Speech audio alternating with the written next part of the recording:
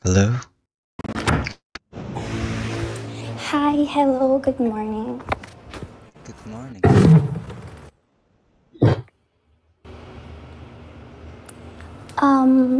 Choppy ba ako? Medyo choppy. Or hindi naman? Medyo choppy na may maingay kaunti. Oh, wait lang. Let me close my window muna.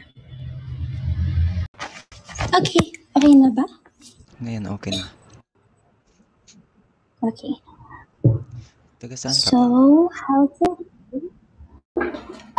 okay. Taga Cavite ako. Anong inaaral mo na lengguwahe? I wanted to learn Arabic sana. Back then, I was curious sa Chinese language, but hindi ko na siya ma-pursue kasi wala akong mapaghingian ng tulong. Tsaka I'm barely active, so I really don't know how to start. Ikaw ba? Arabic. Assalamualaikum. Alaikum salam. Walaikum salam. Yes. كيف حالك? الحمد لله كويس. أنا اسمي تشيس.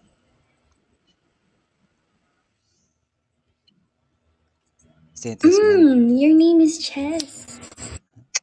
Tama? Tama ba yun? Nagkakaintindi ko? نعم. Or mali? Yes, it is. Oh, mashallah. Mabruk. Nice one. I like that. Why you are learning Arabic? Ikaw ba? Anong language Ako? Depende sa nakakausap ko. Why am I learning Arabic? Let's just say I was born. Wow. Very impressive, huh? Sana all.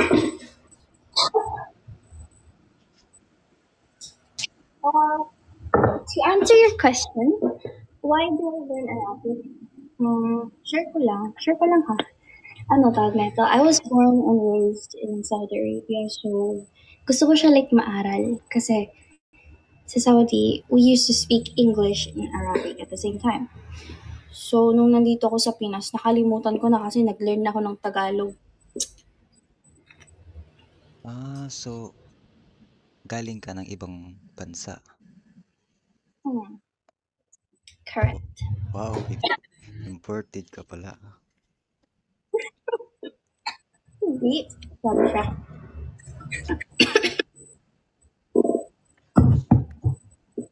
So, ba't naman nakalimutan mo yung lengguwahe? Kasi like, ang tagal na nun. It's been 10 years. So like, nakalimutan ko na. Kasi we left in 2015. And I was 9 years old nun. So, hindi ko na siya matandaan. So, bali hindi mo na nagagamit. Tama. Ilang taon ka na? 19. 19? 19. Okay. Kung magsasalita ba ako ng Arabic, maintindihan mo? Medyo. Pero sige, try mo. Sige. Pag hindi ko na na-gets. Sabah al-khair. Ano ulit? Sabah al-khair. Good morning. Ano ko yan? Familiar ako. Wow. Familiar talaga Ano kasi... pag Hala. Ano pag good afternoon naman? Maseo al-khair. Maseo al-khair. Okay. Nalala ko na. Same sa good evening. Maseo al-khair.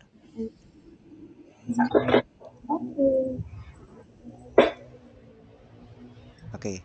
Another word. Sige, go. Ay, nako! Magaling ka pala sa ganyan eh. Di follow na kita. Ay, thank you. Follow ni kita. Nasira yung makeup ko. Papasok kasi ako, so gusto ko na may konting, um, bago kasi ako mag-start ng week ko, gusto ko masaya ako. Kasi alam ko pag uwi ko mamaya, stress na naman yung dala-dala ko dito sa bahay. Tapos mapa-ER na naman ulit ako. Kakalabas ko lang kasi ng ER last week. So, Seryoso? what, ER? Sa hospital? Bakit? I had trouble breathing. And di ko alam anong cause. Kasi matagal na siya ng problem, actually. Like, parang lagi ako nahihirapan huminga. Like, sumusumpong siya na sumisikip, ganun. So, nagsabi ako kay mama, ba't ang ending, kasalanan ko pa? Sabi niya sa akin, isang araw ka lang napa-ER, 12,000 na yung gito gano'n, nasayang tuloy yung pera. So sabi ko, hindi na lang ako magsasabi pag nagkakaproblema ako sa paghihinga ko. Tsaka at the same time, ang dami kong kailangan habulin sa school. Tsaka maraming nang nangyari na hindi ko na alam anong nangyari na nagtatry ako mag-reach out sa president namin. Yung president naman namin, hindi ako pinapansin. Vice president ako. Tapos parang, I think, nagkaroon kasi ako ng kasalanan sa kanya one time na hindi ko sinasadya. Tapos parang nagkaroon siya ng hate or something na na parang iniwasan niya na ako. Tapos napansin ko na parang iba na yung treatment niya sa akin, ganun. Bahala siya, hindi ko naman siya inaano, nag-sorry naman ako. Tsaka, I really did not mean to talaga. Kasi, na-share ko yung reviewer niya sa iba naming classmate na hindi ko nga talaga sinasadya. That's why sinabi ko kaagad sa kanya, umamin kaagad ako. Kasi mali yung ginawa ko. I know that. Kaya ako naging honest sa kanya. So parang, sabi niya, okay lang. Tapos pagkatalikod niya, wala na. Iba na yung trato niya sa akin, te. Kaya yun na-stress? Hindi naman ako na-stress sa kanya. But na-stress ako I guess, sa field na hindi ko naman gusto. Tsaka sa environment. I did not like my environment. Nakamikit kasi kaming nepo, baby! So, ibig sabihin yan, para kang may asthma, tama ba? Hindi ko alam. Di ko alam. Si dad may asthma. Si dad, yung kapatid ko. Pero, for the record, wala ko alam na may asthma ko or what. I don't think I have asthma. Pero very sensitive yung ilong ko sa mga bagay-bagay ha. Kahit konting usok, yung smell of smoke, smell of perfume, smell of anything na matapang na basta masakit siya sa ilong. Gusto ko like wala talagang amoy. Yun lang. Kasi certain smells could trigger my nose. Tapos mahirap na ako makahinga. Pugs, yun ganun. Pero asthma, hindi ko alam eh. Wala namang findings sa doktor. Wala. Yung lab report, sorry. Mga lab test ko, positive naman lahat. Positive. Negative naman lahat. Like, wala silang nahanap na cause ng pagka-trouble ng breathing ko. Nagpapunta pa nga ako sa internal medicine. Ang sabi sa akin ng doc, it could be because of stress. Sa stress nga. Sa stress lang. Stress, ganun pa din. Okay lang, at least buhay. Oo nga naman. Ingat-ingat din. Dapat palaging masaya. Diba? Yun. That's what my dad told me. Kaya parang, hindi kasi ako, palalabas. Ayoko kasi nang mag-socialize sa labas. Kasi ang bilis ma-drain yung social battery ko, te. As in. And at the same time, bad influence din. Like, they would ask me out to go for a drink. Mas minsan gala sa gabi, ganun. Gusto ko yung lagi akong mag-isa. Pero iba yung sa social media. When you're communicating with people online, you learn new things from them. Kasi, may mga tao naman na you could learn from them in different ways. Tsaka, hindi ka nila yayayain sa mga bagay na hindi maganda. Not unless may bad intention. Sa bagay. Pag sa labas kasi or sa personal, iba yung ano eh. Mm. Unlike sa pagka-introvert na Mm. socializing, di ba? Kasi sa online mo lang mamimit. No meeting. Mm. Pero ano, ambivert ay yung mga Ha? Ikaw? ambivert. Ikaw? Hmm, Yun yung combo ng intro tsaka extro, di ba? yes. Okay, okay, okay. Yung paiba-iba yung sitwasyon. Kaya mong sumabay Mm. sa mga ano. Okay. That's nice. So, ibig sabihin you could adapt Mm-mm. in any situation you're in? Mm. Ganon yun. Ganon yung mga ambivert. Kaya nilang mag-adapt or mag-change ng Sana mood. all. Sana all na lang.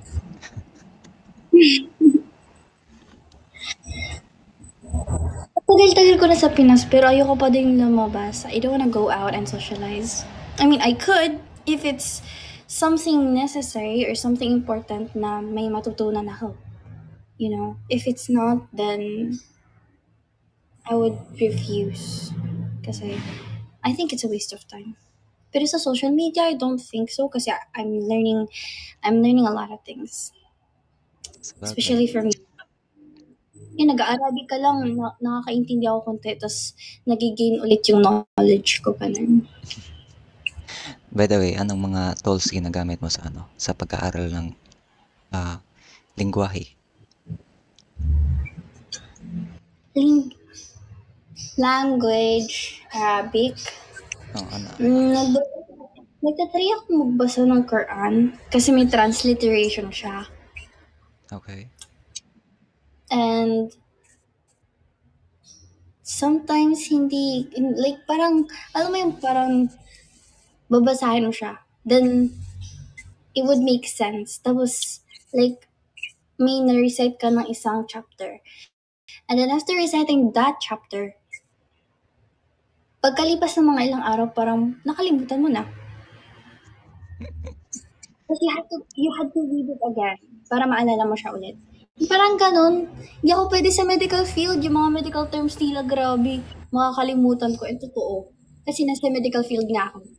So Mm, nakakalimutan ko. I had to like recall para hindi ko siya makalimutan. hindi ka pala pwede magdoktor kasi makakalimutin ka. Parang hindi pwede. Naka ano na yun, ano siya. Tawag niya ito, I forgot how to explain it. Parang, Baka pag nandun ka na yun sa na ano. yung hindi, ano, yun na yung destiny ko. Na yung parents ko want ako maging doctor. Actually, lahat kami ng kapatid ko want ang parents namin maging doctor kami. Kaya, as of now, I'm taking pre-med. Kasi after pre-med, I would take med proper. Then so on so forth. Ang iniisip ko lang if kaya ko ba. Pero ngayon, anong course mo ngayon? Meds talaga? Medtech. Medtech po. CJ. Mm, kailangan mo mag-take ng mga capsule ng pampatalas ng memorya dyan. Hala, hindi ako pwede sa mga capsule. Hindi rin pwede. You want to be a pathologist? Hindi po.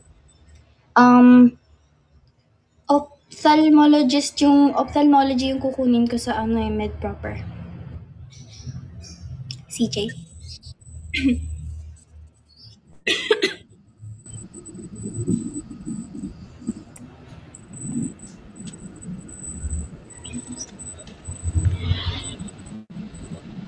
Anong oras pa I papunta mean, ka doon? pwede.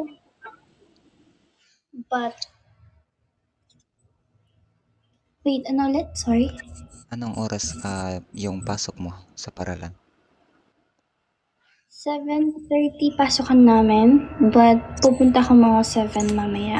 Maaga-aga pa naman, I have an hour pa. General medicine muna, tapos specialization muna ng ofta. Yes po.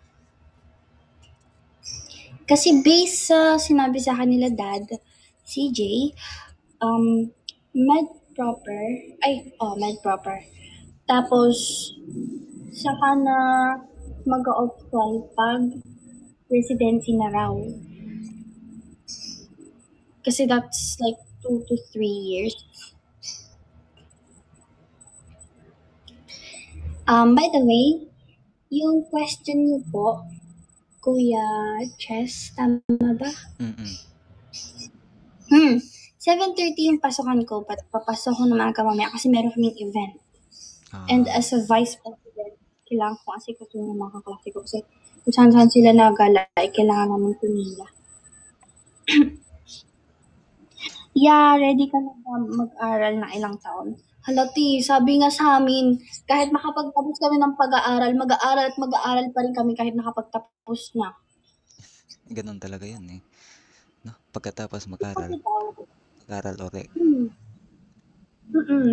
Kasi ang sabi daw, ang license, pag yung license natin, di ba? Pag nakapagtapos ka na, you will have to pass the board exam. Tapos mag-get mo yung license mo. Tapos pag nag-get mo yung license mo, mag-expire siya in 3 years. And then, pag na-expire siya in 3 years, you have to study ulit it by 6 months. Tapos, saka mo mag-get ulit yung license mo. Tapos ma-expire siya ulit in 3 years. Tapos, ganun, parang ulit. Sabi ng prof namin na habang buhay ka talagang mag-aaral hanggang sa mag-resign ka. Dapat may ano yan, renew, di ba? Kagaya ng sa driver's license, renew na lang. Na-topic namin siya, hindi ko pa siya na-review kasi next week pa naman yung quiz namin about doon. But, kailangan ko siya i-recall para maintindihan ko kung bakit. Pero sige, kung pasok siya sa interest ko, bahala. For the renew. Ayun, CPD. Continuing program department? Tama ba, department? Saan ba yung notes ko? Renew at meron CPD tapos trainings forever. Let's go. Ganyan siya. Like, parang ulit-ulit lang siya. Kasi, nasa medical field eh. May mga things na kailangan ulit aralin.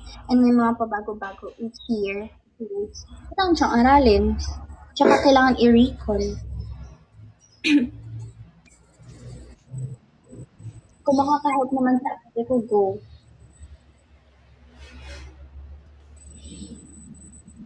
Si CG siguro, siguro to? Mid-tech din siguro. Tapos, gusto mo mag-US, ang dami mong pagdadaanan. Yes po. Kaso ayoko mag-US. Babalik ka sa sa Saudi? I want to, but my parents don't want me to because they said mahirap daw mamuhay sa abroad. But sabi ko, syempre, kailangan ko rin pagdaanan yun. Gusto ko eh. Ginusto ko eh. Bawal lang ma-stress. Yun lang, no? Bawal lang ma-stress. Ay, nurse pala si CJ. Tawag nito? Nurse in college or registered nurse po? Registered nurse.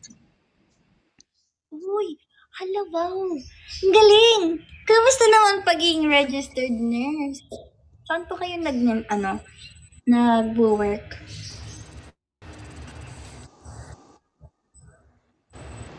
Okay lang. Walang special.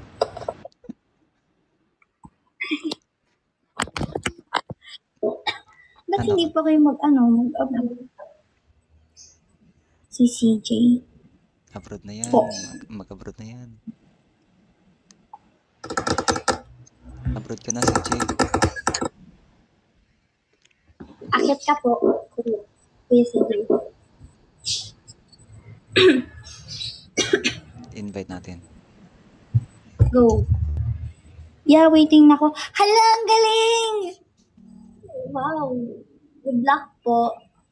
chika niya sa amin yung journey niyo po sa US. Daw siya mala US po. Nasa duty po siya. Okay. Pero, panggabi ba? Panggabi na duty? Night Or, shift? parang night shift ata. Oo nga, night shift. Agad. Hindi ko pwede sa night shift. Hindi ka pwede? Hindi ka pwede? Bawal ako magpuyat eh. Kasi one of the reasons why nahihirapan din daw akong huminga is nagpupuyat daw. Para bang umaabot ako ng umaga. Hindi naman ganun. So dati, nagpupuyat ka? Ang aga ko kaya natulog agad ni Kuya. Anong oras? Alas 5? Hindi ako. 8 p.m. 8 p.m. Ayaw nga. Ready mo na lang self mo, Hana. Wala kang choice. Merong night shifts talaga. Yes po, no choice ako. Pero sige, kakayanin. Para sa pera, para sa kwarta, kay nahihirapan na ako ba? Nahihirapan ako maging walang nahihirapan ako maging peasant ng mama ko. Para sa kwarta? Para sa kwarta, yes. Kwarta is like a Cebuano? Ilonggo kasi si dad. So, naririnig ko yung mga ganong words sa kanya. Pero hindi naman ako nakakapag-talk ng Ilonggo. Para sa kwarta. Yung mama mo, taga Cavite? Mama, hindi. Walang taga Cavite sa amin. Si mama taga Palawan. Taga Palawan, tapos ikaw pinanganak doon sa Saudi? Yes. Oh, wow. Kasi nag-work sila dati sa Saudi for 20 years. Kasi hindi ako panganay, pangalawa ako. Sen, bro, Bisaya ka? Yes, I'm Bisaya. Yes, I'm a Bisaya. Wala, Bisaya. Turuan ako mag-Bisaya. Uy, gusto ko yan. Gusto mo rin ng Bisaya? Hindi ko alam bakit maraming galit sa mga Bisaya, pero gusto ko mag-learn ng Bisaya. Madali naman mag-Bisaya. Sige, bigyan mo ako example. I want to learn. Saglit, ano bang anong...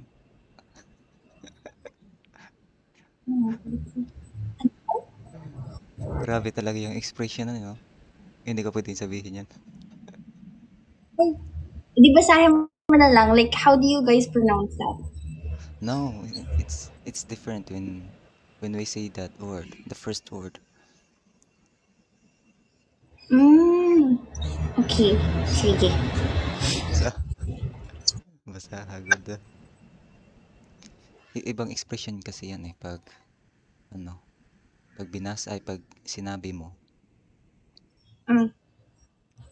Yung alam mong parang padabog na pagkasalita, pero happy siya, happy na padabog.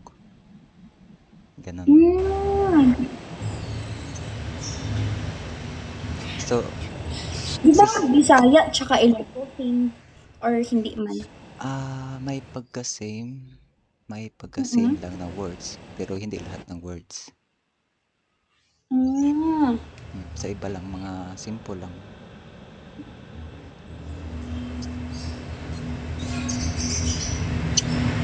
Pero based sa pagkakaalam ko, kasi sabi sa akin ng dad ko, lumaki daw ako sa loob ko. Hindi ko matandaan. Sabi nila, nagtatalk daw ako ng Ilonggo dati.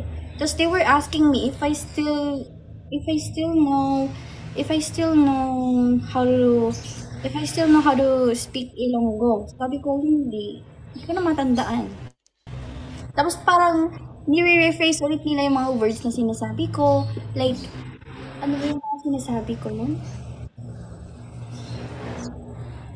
Basta. I forgot. Di ba? Yung parang nakalimutan ko na. Kasi matagal na yun di ba? Nakalipas na kasi. Maganda siguro yung ganyan pag sa love life. Sa love life? Kasi ngayon nasaktan ka. Tapos kinabukasan nakalimutan mong nasaktan ka na pala. Bali, hindi ganun yun. Hindi, mahirap yun. Pain yun Wala namang pain ng language. Iba pala yun. Magkaiba yun. Kala ko. Parehas lang. Parehas lang makalimutan. Siguro pag may dementia ka, oo, parehas yun. Dementia or amnesia, parehas lang ba yun? Dementia, based sa pagkakaalam ko, out of old age. Na parang, old, I think di ko sure. Kasi ang dementia parang mabilis silang makalimot. Like, everything. Pero kilala nila yung sarili nila. Pero hindi na nila matandaan yung mga tao sa paligid nila. Like family, husband, grandchildren, etc. And so on and so forth. Amnesia naman, it happens when a person gets hit on the head ng malakas. Tapos, like, na-reset yung memory nila. O, diba? At least alam ko yun. Ay, naku, talagang galing ko. Hindi pa Dapat nagbabasa ako ng medical book dito. Kasi meron akong medical book from my dad na galing sa saan niya ba ito kinuha? Ewan ko. Nakasulat dito, bigat. Ano daw, ang pangalan ng book na to, The British Medical Association. I don't know where he got this, but it's very, mabigat. Parang siguro, 2 kg, basta Grabe yan. mabigat. So, Hindi ko siya binabasa, pero dapat babasahin ko. sobrang laki niyan. Lagi mo siyang binabasa tuwing gabi. Hindi ko ang binabasa ko Quran eh. Kasi like parang I kinda like wanna read the chapters. I want to improve my Arabic accent. But hindi ko ma-improve yung Arabic words and all that stuff.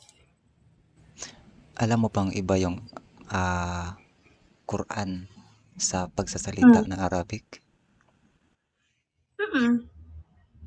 The way they recite it? Kasi yung mga kagaya dito, mga Muslim dito na.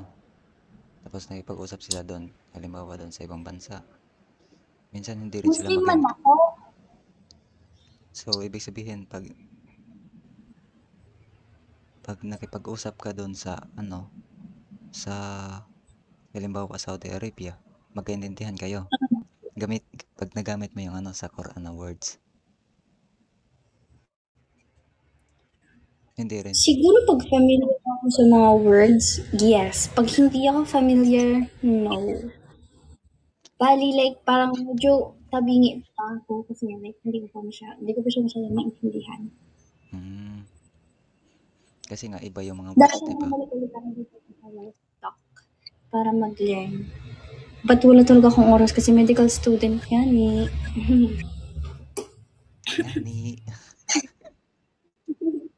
Busy nga ni. What's ngani? I never really get to know what ngani means. It's a Visayan expression. Okay. Pati yung word na unsa man na. Tama? Unsa man na is like, what is that? Okay. Unsa man na. Okay. Unsa man na. Uy. Parang may naalala na akong mga words. So, saan ba yung papa mo sa sa Negros ba? Sa pagkakaalam ko, pinanganak daw siya sa Bacolod. Bacolod. Bacolod kasi parang may mga dyan eh. Half Ilonggo, half Bisaya. Parang ganun din sila. Alam din nila yung Ilonggo, alam din nila yung Bisaya. Kaya pala.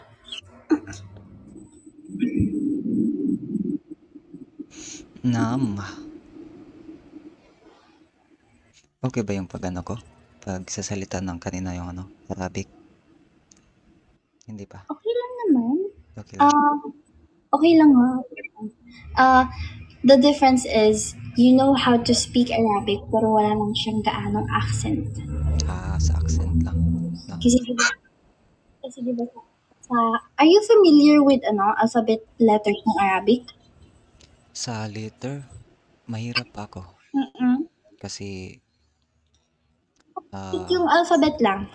sa alphabet. Like yung pronunciation ng alphabet.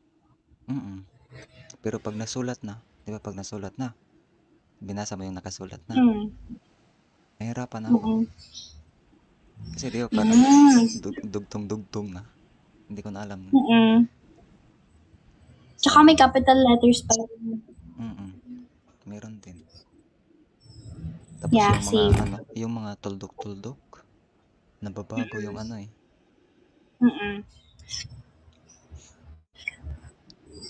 Pero di ba yun yung mga ano nila, batayan sa letter A,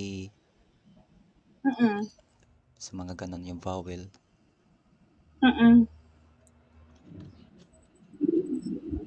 Mahirap kasi nung una.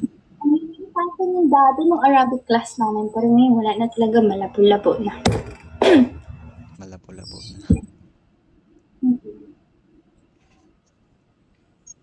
Interesting din naman siya na ano, na language. Malaki. If you know the Arabic letters, you would know how to pronounce them. Especially sa mga words. Like alif, ba, ta, tha, jim, ha, ho, dal, zal, ro, zay, sin, shin, sod, dod, da, da, ayn. Ayn, ito, kailangan like parang medyo may pagka-curve yung pagka-pronounce mo. Ayn, zayn, ayn. Yung talaga sa ayn. Ayn, zayn, sa, kaf, kaf, lam, mim, nun, ha, waw, ya. May kanta yan eh. Favorite ko yung kanta ng alphabet letters na yan. Legit. Like, alifunda, taon sa. Ganun ba? Jimun taon. Alam mo? Familiar ikaw? Alam ko yan, siyempre nag-aaral ako ng Arabic rin eh. Okay. Sabagay, naman. Lahat ng ano. Kaya yung alphabet yung Arabic letters, but like, hindi ko masulat. I mean, nasasulat ko, but nakakalimutan ko. Magkaiba rin yung diba, makalimutin? Mag-memo plus code ka na. Pero pag iigihan ko, pupursue ko din ang Arabic.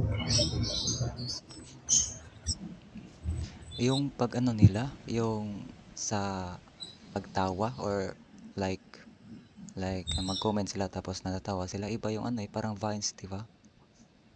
Nakita mo yung letter H. Parang Vines. Kaya yun yung kaganda na nun eh. Maganda tingnan. Also, Kuya Chess, aalis. Magpe-prepare na ako in 5 minutes, so mag-leave na ako mamaya. Okay.